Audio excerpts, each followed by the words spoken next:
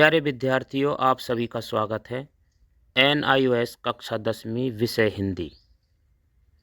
आप अच्छे से तैयारी कर रहे होंगे। प्री बोर्ड परीक्षा या सार्वजनिक परीक्षा में अपठित गद्यांश या पद्यांश से प्रश्न पूछे जाते हैं। अपठित गद्यांश 4 अंक का और अपठित पद्यांश भी 4 अंक का पूछा जाता है। यानी ये दोनों प्रश्न 8 नंबर के आपकी परीक्षा में पूछे जाते हैं, जो बहुत ही महत्वपूर्ण होते हैं।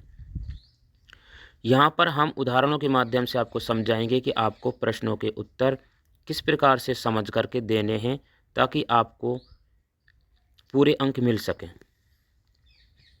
सबसे पहले समझते हैं अपठित का मतलब। अपठित का मतलब है जिसे आपने पहले कभी नहीं पढ़ा। परीक्षा में इसका उद्देश्य आपकी समझ, तर्क क्षमता और अभिव्यक्ति कौशल को परखना होता है कि आपको कितना आता है। यह आपकी पाठ्यपुस्तक में से किसी भी पाठ से नहीं आता है। यह कहीं से भी आ सकता है, एक गद्यांश या पद्यांश के रूप में। तो ये आप समझ गए होंगे। यह चाहे आपकी पिछली जो कक्षाएं हुई हैं, पिछली क्लासें हैं, 9th है, 8वीं 7वीं जितनी भी हैं, उनमें से किसी भी पाठ से आ सकता है। सीधा सा मतलब है अपठित, जो आपने पहले कभी नहीं पढ़ा। आइए उदाहरण के माध्यम से समझते हैं। अपठित गद्यांश। अपठित गद्यांश गद्य का वह अंश जिसे आपने पहले कभी नहीं पढ़ा है। गद्यांश का मूल भाव समझने के लिए उसे कम से कम 2-3 बार ध्यान से पढ़ें। सभी प्रश्नों को पहले पढ़ें, फिर गद्यांश में उनके संभावित उत्तरों को रेखांकित करें। उत्तर लिखते समय उतना ही लिखें जितना पूछा गया है, ज़्यादा नहीं। सिर्फ यही समझाने के लिए और समझ करके उत्तर देने के लिए गद्यांश पूछे जाते हैं, आपकी समझ को परखने के लिए। तो उदाहरण से समझते हैं। आकाश में काले बादल छाए हुए थे। अचानक ही वे बादल छमाछम बरसने लगे। दरवाजे पर घंटी बजी। 8 साल की ऋतु छमाछम करती हुई गई और उसने दरवाज़ा खोल दिया। उसका 10 साल का भाई सुंदरेश सामने खड़ा था। वह अंदर आया। वह सिर से पांव तक पूरी तरह से भीगा हुआ था। यह देखकर उसकी माँ एकदम से उस पर बरस पड़ी। तो अब आपको यहाँ पर ध्यान देना है कि यहाँ पर छमाछम और यहाँ पर भी छमाछम आया है, तो दोनों छमाछम का अर्थ ही अलग होता है। यहाँ पर बादल बरसने के लिए छमाछम का प्रयोग किया गया है, और यहाँ पर ऋतु छमाछम यानी कि उसकी पायल की आवाज़ में छमाछम तेज गति से आवाज़ करती हुई गई। यहाँ पर बरस पड़ी, एक तो बारिश का मौसम है, और यह देखकर उसकी माँ एकदम से उस पर बरस पड़ी यानी कि गुस्से में हो गई। तो यहाँ बरसने का अर्थ गुस्से में है, गुस्सा करना है। तो अब प्रश्न को पढ़ते हैं ध्यान से। प्रश्न 1, जिस समय वर्षा आई घर के बाहर से कौन आया? तो आपने गद्यांश पढ़ा कि 8 साल की थी ऋतु, तो वो दरवाज़ा खोलने गई, तो उसका 10 साल का भाई सुंदरेश सामने खड़ा। तो घर के बाहर से कौन आया? सुंदरेश। तो क्या होगा इसका उत्तर? सुंदरेश। दरवाज़ा किसने खोला था? उत्तर बताएं। अब तक आपके मन में उत्तर आ गया होगा। दरवाज़ा किसने खोला था? 8 साल की ऋतु ने। तो किसने दरवाज़ा खोला? ऋतु ने। यही प्रश्न हमसे पूछा जा रहा है, ऋतु ने। गद्यांश के अनुसार सुंदरेश कितने साल का है? तो कितने साल का है? 10 साल का। ऋतु का भाई है सुंदरेश। तो यहाँ पर लिखा है, देखो गद्यांश में आया हुआ है 10 साल का भाई सुंदरेश। तो उत्तर क्या प्रश्न क्या पूछा गया था? गद्यांश के अनुसार सुंदरेश कितने साल का है? 10 साल का। गद्यांश में किस मौसम की बात हो रही है?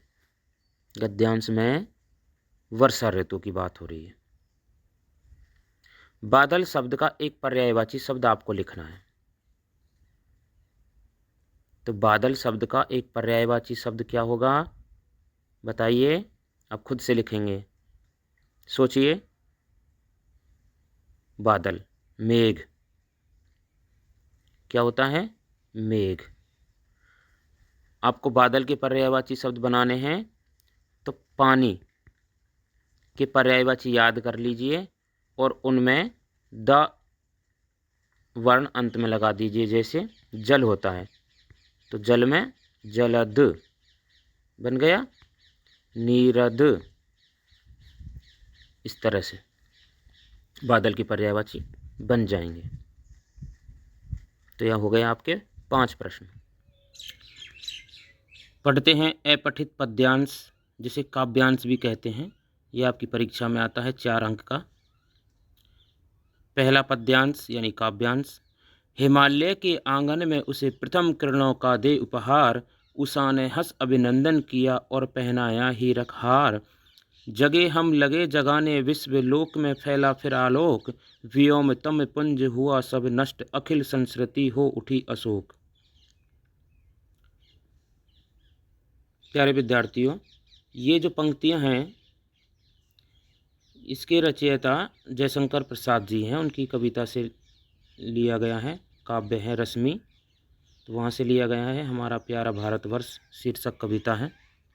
यह आपकी पाठ्य पुस्तक में भी दिया हुआ है अपठित पद्यांश के रूप में। आइए इसका अर्थ समझते हैं कि हिमालय के आंगन में उसे प्रथम किरणों का दे उपहार। तो कवि कहते हैं कि हिमालय पर्वत के आंगन में बसे भारत को ही सूर्य की प्रथम किरणों ने मानो ज्ञान का उपहार प्रदान कर धन्य कर दिया है। कि उषा ने हंस अभिनंदन किया, कि प्रातःकालीन किरणों ने, उषा का मतलब क्या होता है? प्रातःकालीन किरणों ने, उषा अपने रंगीन किरणों से हंसकर हीरों का हार पहनाकर उसका स्वागत किया है।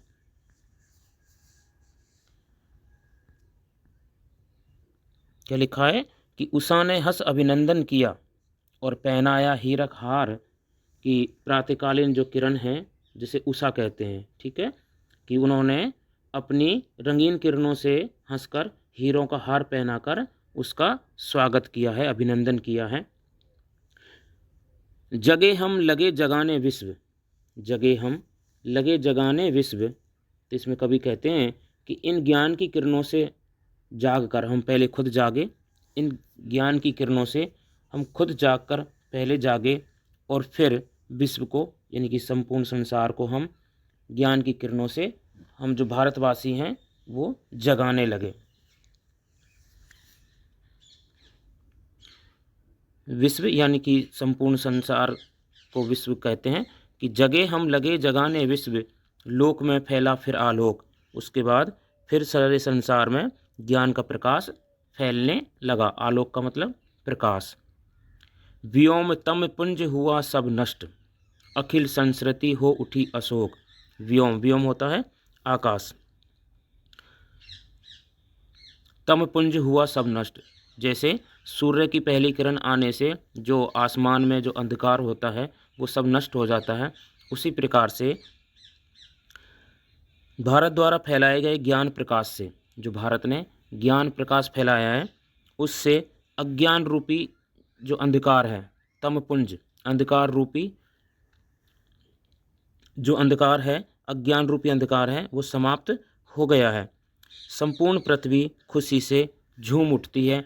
अखिल यानी कि संपूर्ण संस्कृति यानी विश्व हो उठी अशोक। ठीक है, ये तो इसका अर्थ हो गया।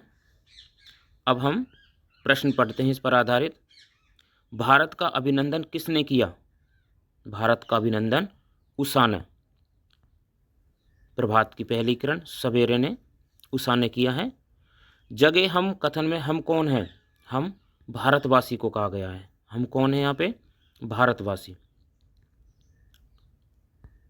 काव्यांश में संसार के लिए शब्द आया है। संसार के लिए कौन सा शब्द आया है? संसार के लिए विश्व शब्द आया है। सारे संसार में भारत ने क्या फैलाया? आलोक, अर्थात ज्ञान का प्रकाश। उपहार शब्द में उपसर्ग है, उपहार शब्द में उपसर्ग है। तो ये थे 5 प्रश्न इस पद्यांश पर आधारित। अगला पद्यांश कि हम पंछी उन्मुक्त गगन के, पिंजरबद्ध न गा पाएंगे, कनक तीलियों से टकराकर पुलकित पंख टूट जाएंगे, स्वर्ण श्रृंखला के बंधन में अपनी गति उड़ान सब भूले, बस सपने में देख रहे हैं तरु की फुनगी पर के झूले। आपको याद होगा कि ये बसंत कक्षा 7 में की बसंत पाठ्य पुस्तक में पहला ही पाठ है, हम पंछी उन्मुक्त गगन से, वहाँ से लिया गया है। आपकी पाठ्य पुस्तक में भी दिया हुआ है अपठित काव्यांश के रूप में कि हम पंछी उन्मुक्त गगन के। पंछी कहते हैं कि हम जो पंछी हैं वो उन्मुक्त यानी कि खुले हुए आसमान के हैं, कि पिंजरबद्ध न गा पाएंगे, हम स्वतंत्र रूप से उड़ने वाले पंछी हैं, हम किसी भी पिंजरे में बंद करके नहीं गा पाएंगे, ना रह पाएंगे। कनक तीलियों से टकराकर, जो सोने के पिंजरा बना हुआ है, उनकी कनक यानी सोने की तीलियों से टकराकर हमारे जो पंख हैं वो टूट जाएंगे। स्वर्ण श्रृंखला के बंधन में, कवि कहता है कि जो पक्षी हैं वो कहते हैं कि स्वर्ण श्रृंखला के बंधन में, सोने की ये श्रृंखलाएं जो बनी हुई हैं उसके बंधन में हम रहकर अपनी गति उड़ान सब भूल गए हैं। हम अपनी गति उड़ान सब कुछ भूल चुके हैं, बस सपने में देख रहे हैं। अब केवल उनके कल्पना कर रहे हैं, केवल सपनों में ही वो देख रहे हैं कि हम कभी तरु यानी कि पेड़ की फुनगी ऊपरी शाखा पर भी झूलते थे, हम झूलते थे, ये केवल वो सपनों में ही देख रहे हैं। तो ये कविता है। प्रश्न है कि पंछी पिंजरबद्ध होकर क्या नहीं कर पाते, बताइए। इसका उत्तर आप पद्यांश से ढूंढ कर देंगे, यह आपके लिए प्रश्न है। पंछी सपने में क्या देखता है?